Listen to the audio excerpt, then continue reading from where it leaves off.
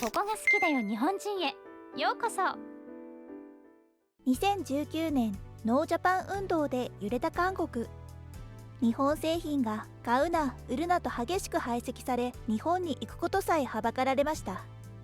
アサヒスーパードライ、レクサス、ユニクロ、韓国人に大人気の日本製品が韓国の街から一斉に姿を消したのです。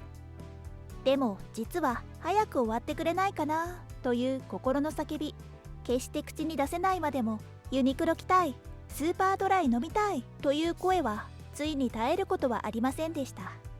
次第に、そして急速に日本製品は復活をします。レクサスがかつての勇姿を見せ、スーパードライの空き缶が大っぴらに街に転がり、ユニクロの新規出店には長蛇の列。そうなんです、表には出てこない韓国人の持つ日本への強い憧れ。今回は世代を超えて静かに息づいている、そう感じさせる3世代にわたる韓国の親日のお話をしましょう。語り手は韓国の大学を卒業したばかりの23歳の青年。彼のお父さんの話から始まります。僕はこの春韓国の大学を卒業したばかり。実は日本企業に入社が決まってるんだよ。日本で仕事をして日本に住む、この希望が叶って本当に嬉しい。大学に合格した時より嬉しいぐらいだ。日本の会社に就職っていうのが珍しいって？そりゃそうさ。アメリカに行くやつはたくさんいるけど、日本に行くっていうのはいない。でも大学に入ってからずっと僕は日本企業に入るんだって心に決めてたんだ。でもこの気持ちは本当に親しい友達にしか話したことはなかったな。韓国じゃそんなことは気軽に口にできることじゃないんだ。ノージャパン運動でわかる通り、韓国では気軽に日本が好きだとか言える国じゃない。第一植民地時代に親日だった人の財産を強制的に国が差し押さえるっていう法律だってあるぐらいだから。2019年のノージャパン運動はひどかったな。日本の製品がことごとく排斥されたんだ。日常生活で目にするものは全部と言っていいくらいだ。例えば日本のビールは韓国でも大人気だが、そのトップに君臨するアサヒスーパードライが一斉に店頭から消えちゃった時は、僕の周りの友達もちょっとやりすぎじゃないかってつぶやいてたよ。もちろん小声だけどね。ユニクロだって店は客もまばら。日本でも人気のレクサス社も韓国では売り上げが大幅ダウンの浮き目さ。ディーラーに入るのを見とがめられたら怖いし、レクサスが車線変更しても道を譲るなっていう運動が真剣に議論されたりしたんだ。ひどいとは思わないかい？日本への旅行も例外じゃないよ。それまで日本への旅行は韓国からもたくさんの人が行ってた。中国人の次に韓国人が多かったそうだ。日本旅行専門の口コミサイトもあるぐらいで、数百万人も登録して大にぎわいだった。これが閉鎖に追い込まれたんだ。いやはや大変な事態だった。今は落ち着いたけどね。ちょうどそんな時に学生時代を過ごした僕、日本の会社に入りたいって口が裂けても言えなかったんだ。でも心は変わらなかった。その訳を言うには、僕の父が僕と同じ年の学生の頃日本で体験した話から始めなきゃならない。そう、小さい時から父によく聞かされた日本の話なんだ。父が僕と同じ学生だった23歳の時、1988年のソウルオリンピックを終え、90年代に突入する直前の1989年のこと。その年、韓国は初めて海外旅行が自由化されたんだ。外国の建築物の写真を見るのが大好きだった父は、待ってましたとばかりに早速パスポートを取って、アルバイトで貯めた資金で行ける国を探し始めた。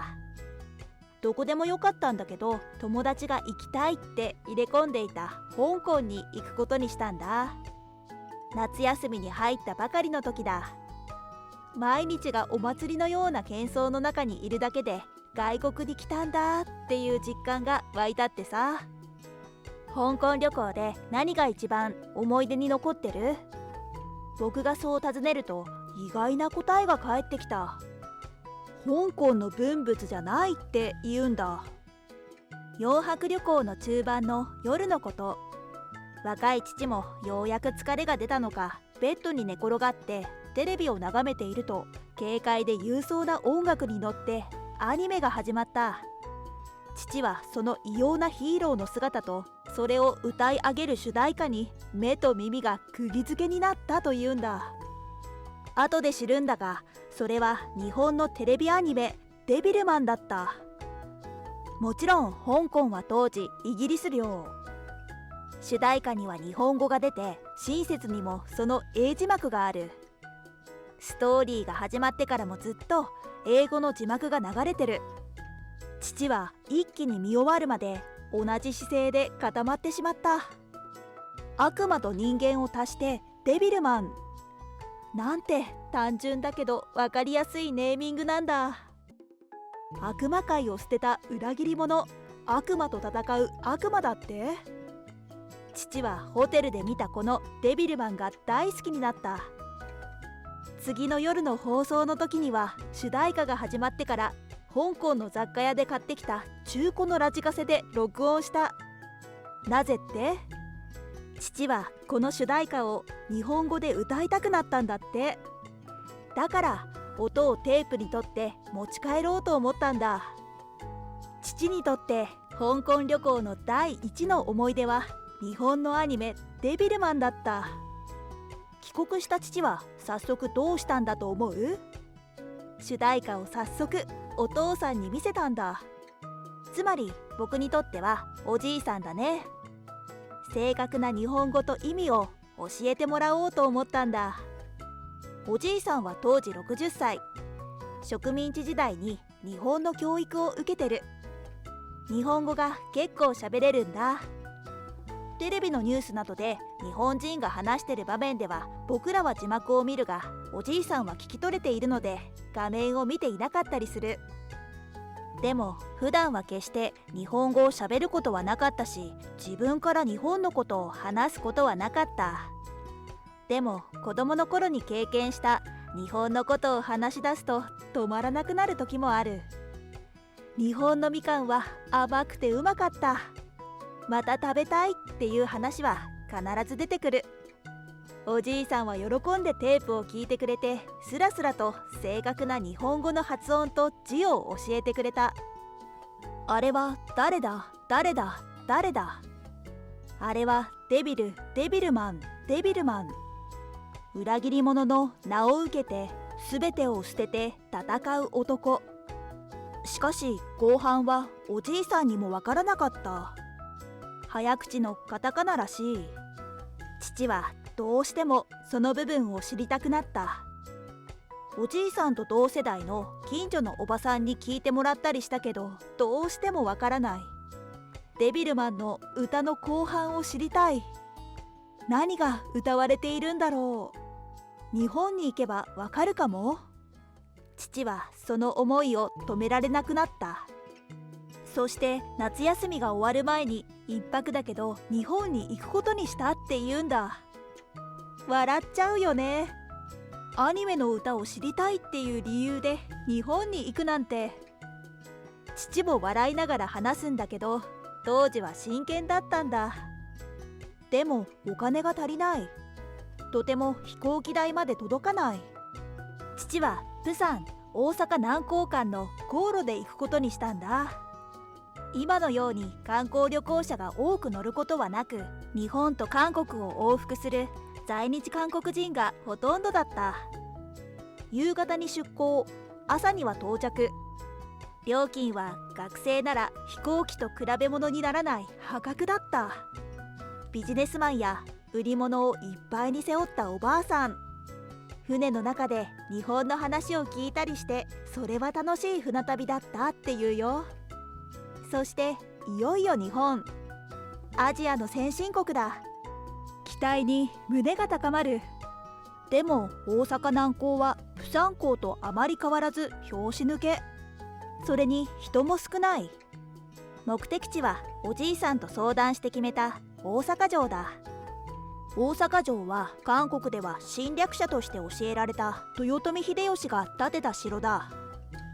でもおじいさんは全く気にしていない。いいからそこへ行けと言うんだってさ。地下鉄へ。釜山市にも地下鉄はあるが、自動改札には仰天。切符販売も自動なら改札も自動だなんて。後で知るが、東京より大阪が先進的に導入したんだそうだ。父は大阪城と書いた写真を手に大阪城のある駅森の宮を目指す。森の宮はどう行けばいいですか？おじいさんに教えてもらった言葉を何度か練習してから、父は自分と同年代ぐらいの男性を見つけてはそれを繰り返した。皆最初びっくりした顔で父を見つめるんだ。だって顔は外国人らしくないからね。すぐに合点して説明してくれた。メモをくれたり、霧のいいところまで手を引いて案内してくれたり、本当に親切だったって感激したそうだ。昼前に大阪城公園に到着。船の食堂で艦定食を食べたきりで腹が空いた父は、大阪城のふもとにある明けっぴろげの食堂で腹ごしらえをすることにしたんだ。韓国ではステンレス製の銀箸だけど、日本では木の箸。それは知っていたが、実際に使うのは初めて。これが割り箸か。韓国では銀箸はきちんと洗ってなかったりするので、皆慎重になるのが普通。これなら誰も使っていない新品だと一目でわかると感心。父は丼のようなものを注文した。食べていると、僕の様子を見ていた一組の同年代ぐらいのカップルが前の席に座ったんだ。すると男性の方が左の手のひらを上に向けて、右手は口に運ぶ動作をするんだ。父がきょとんとしていると、周りを見ろと手くばせをするんだ。そこで父はやっと、丼鉢は持ち上げて食べるんだと言っているのがやっと分かったんだ。韓国では鉢を持ち上げる習慣がない。必ずスプーンですくって食べる。父がテーブルに置いた丼を箸でつかみながら食べにくそうにしているのを見かねて、アドバイスをしに来てくれたってわけ。女性の方も混じってしばらく英語で話をしたんだそうだ。彼らも学生で、ソウルオリンピックはテレビでよく見ていて、韓国に興味を持ったらしい。だから、もしや韓国人と思って僕に視線を注いでたそうだ。若い彼らなら知ってるかもしれない。父はすっかり忘れていた当初の目的、デビルマンの主題歌を教えてもらうこと。父はおじいさんに書いてもらったデビルマンの前半の歌詞を書いた紙を取り出した。そして拙い日本語だけど歌って聞かせたんだ。カップルの男性は目を輝かせてリズムを取り出した。父が知ってるところまで歌って口をつぐむと、彼が続けて歌ってくれたんだ。デビルアローは超音波、デビルイヤーは地獄耳、デビルウィングは空を飛び、デビルビームは熱光線。最後の下りは2人で合唱。悪魔の力身につけた正義のヒーロー、デビルマン、デビルマン。父と彼は2人で大拍手。女性はきょとんとしてたよ。父は念願の歌詞を完璧に手に入れて、感動で涙があふれた。2人でラストを合唱した時の幸せな気持ちは今も忘れないって言うんだ。父の話はここまでだけど、僕が絶対に日本に住みたいと思ったことが分かってくれただろう。父は大の日本大好き人間になり、日本で働いて日本に住むということが夢だった。それは叶えられなかったけど、僕が実現しちゃった。僕はこれから日本に住み、日本で家族を持って日本人のように生きていくと思う。でも忘れてないのは故郷は韓国だということ。韓国は日本をよく知らずにノージャパンと言ってる。今度は僕が日本をよく知ってもらう役回りを果たそうと思うんだ。ノージャパン運動は韓国人自身も大いに困ったアクションだったと韓国内でも反省があるといいます。アンチで結束するのではなく、韓国自身のオリジナリティを形作っていかなければならないという議論が始まっているようです。日韓はお互いに目を離せない間柄であるのは昔も今も変わらないようです。最後までご視聴いただきましてありがとうございました。視聴者の皆様のご意見ご感想をコメント欄までお寄せください。もしよろしければ高評価やシェアしていただけると嬉しいです。それではまた次回の動画をお楽しみに。